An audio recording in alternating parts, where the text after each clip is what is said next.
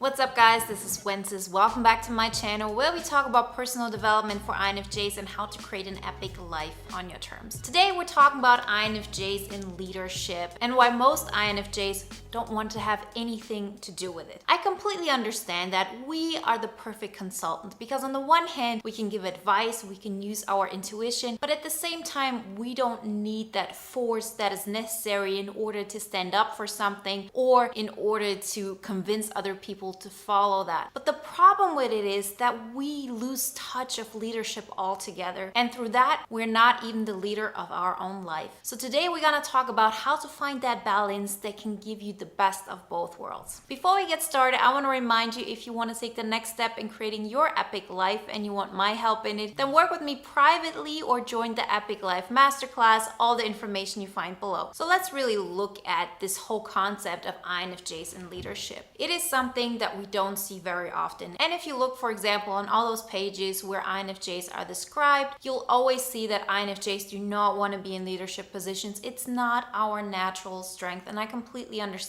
it. I'm not a leader in that sense myself. When I'm around my friends, specifically when I've been exhausted, I love when they take charge and they say, okay, let's do this, and I can just lay back and just enjoy the flow. I get that. But the problem was that I started idealizing it. It had become something that I felt was part of my identity. I'm not a leader. I'm the consultant. I'm the sidekick. I'm always on the second row. It is something that particularly in our community is idealized. And because we have those things set up in our mind as the thing to do and how we are, we don't even question it. But as I said, the problem with this is we don't become the leaders of our own life. Because if you think about it, what is necessary for leadership that isn't necessary for you becoming the leading character of your own movie, the hero of your story? What is the difference? It's not just about convincing other people to listen to you. It's about standing in your truth and standing in it even if there's adversity. It's about like whatever comes your way, you know where you're going. And that is exactly what a leader does. A leader stands up and leads by example. A good leader, at least, the leaders we want to be. There are so many examples of leaders we don't want to be like. So I understand where this is coming from. I don't want to be somebody who makes other people do stuff they don't want to do. So I shied away from it. I didn't want to be somebody that is liked because she's being feared or because people felt like if they don't do what I want, then they will not be accepted. Because I didn't want all of those things, I shied away from it. And we know a lot of examples of people who act in such a way and they lead out of fear. Their leadership works because the people surrounding them don't have enough strength to go their own way, and they rather follow somebody who doesn't treat them well and is all about his or her benefit, and it's not so much about the other people. But it's easier to go that route because there's one person who tells us where to go. And we as human beings, we always like leadership. It's something that makes our life easier. Standing on your own, going your own direction is hard. And we might tell ourselves, well, we're not like this. We don't follow the herd. We're the lone wolf. We're the Sigma. We're the person who lives by their own drum. But are we really? Aren't we very often in this awkward middle phase? Well, we don't want to follow the herd, but at the same time, we don't really do something where it could lead other people to following us. Because leadership, as I said,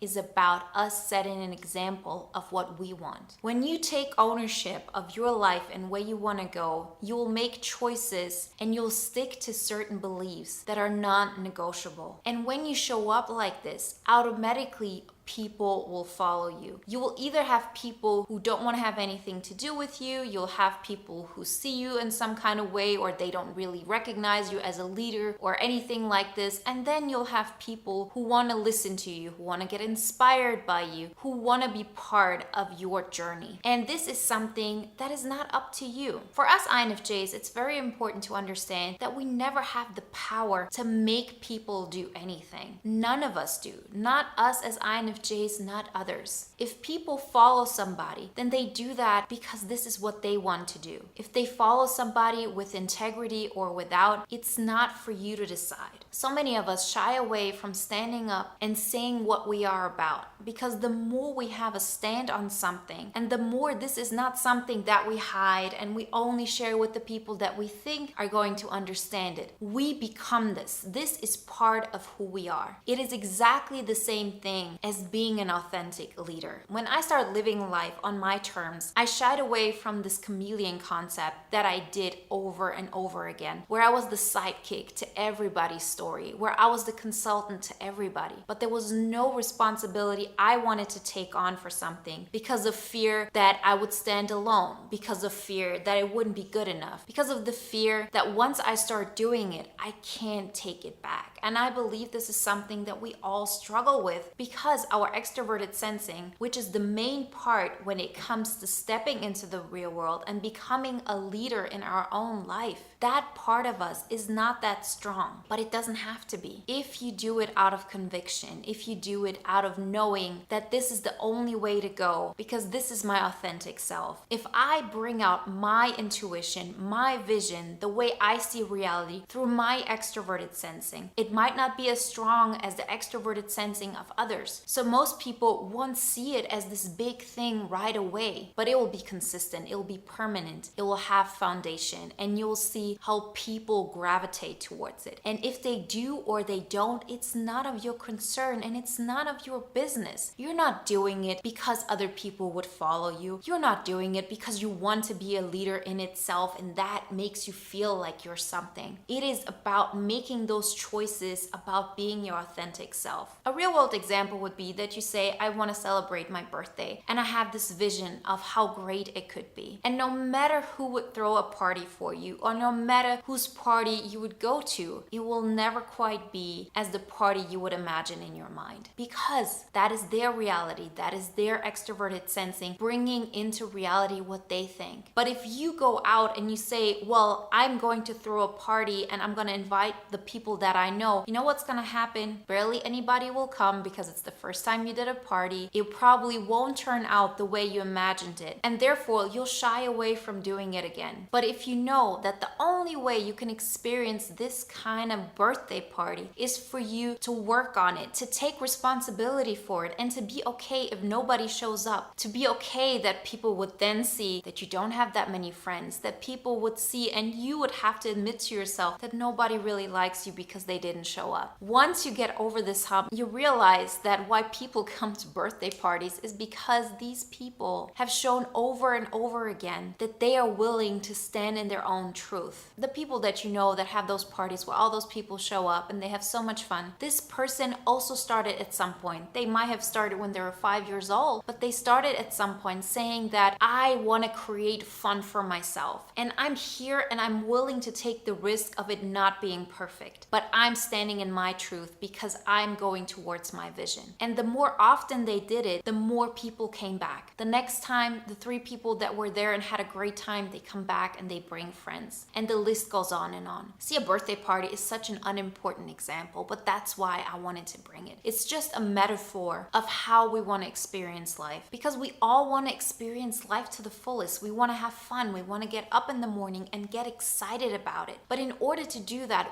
we have to take responsibility for making it as fun. We have to take responsibility for feeling like we're doing something with our life. And in the beginning, your results won't look like the vision you had. But through every single one of those steps, you recognize that it's not about the feedback, that it's not about the results, that it's about you taking leadership of your life. And once you do that, you automatically have people gravitating towards you. The people who want to share those experiences with you that are most authentic to you. And the ones who don't, they will go away. People, not just INFJs, but people in general, are attracted to others who want to create something, because that is the person that creates an emotion, that creates an atmosphere, that creates an experience, and it's not something they have to create on their own. So we as INFJs, we can always lean back and say, I want to be the sidekick, I want to be the consultant, I want to be the one who helps the people around me experience life on a bigger and better scale by helping them achieve it. But never ever will this help you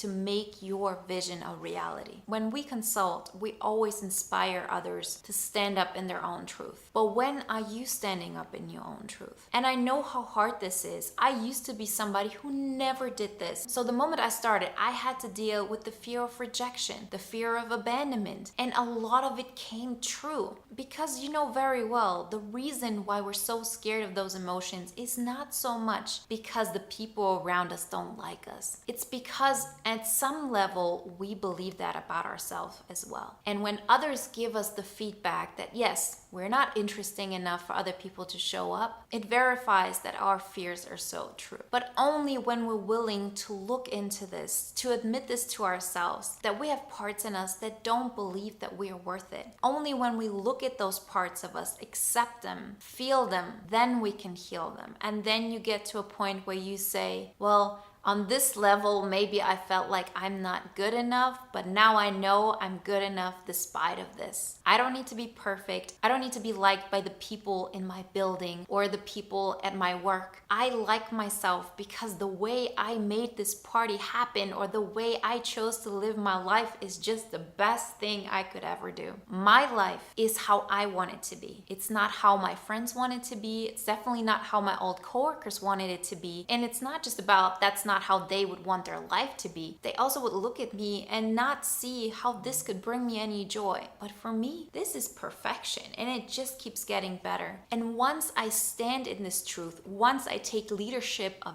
this, automatically the people who do resonate with that, who see the value in that, because it inspires them to find that leadership in themselves as well, they gravitate towards it. So before you know it, you have people around you who help you in making your life a reality. You don't have to do it all by yourself your entire life. We all help each other. But this cannot happen if you're not willing to take the first step, to stand in this leadership and to stand up for what you believe in, although you might think that the people around you won't understand it. Remember, you've built the people around you and have chosen them based on what you've shown. If you believe on some level that you're too much, you're gonna surround yourself with people who would also think you're too much once you would bring out your true force. It is inevitable. So of course, the moment you live out this too muchness, the moment you stand up in your leadership, the moment you do something that is out of the ordinary, the people who you have previously chosen because they mirror back to you that you are too much, they will think you're too much. It's a self-fulfilling prophecy. But once you make that step happen, you understand that yes, I stand in this leadership. I don't back out from it. This is my truth. And then people for the first time can gravitate towards you because of your truth, because of your uniqueness, because of your gift. So no matter where you are at your journey, I encourage you not to give up on leadership, because if you yourself believe that leadership is not for you because you're an INFJ, you're also closing the door on being the leader of your own life. There is a connection. And if you want to tap into that part of you, that warrior that wants to stand up and say that this is a part of me that is not up for debate, this is something that I will do no matter how long it takes, no matter if it's perfect or not, because this is my truth. That is leadership. And as long as we close the door on that because we believe that this is not part of who we want to be, because in our mind, leadership is just like those people that we don't want to be like,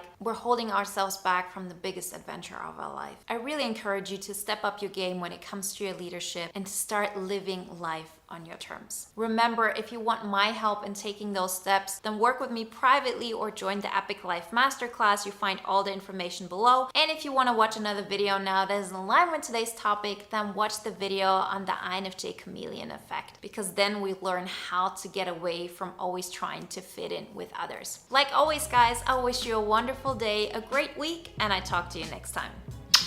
Bye.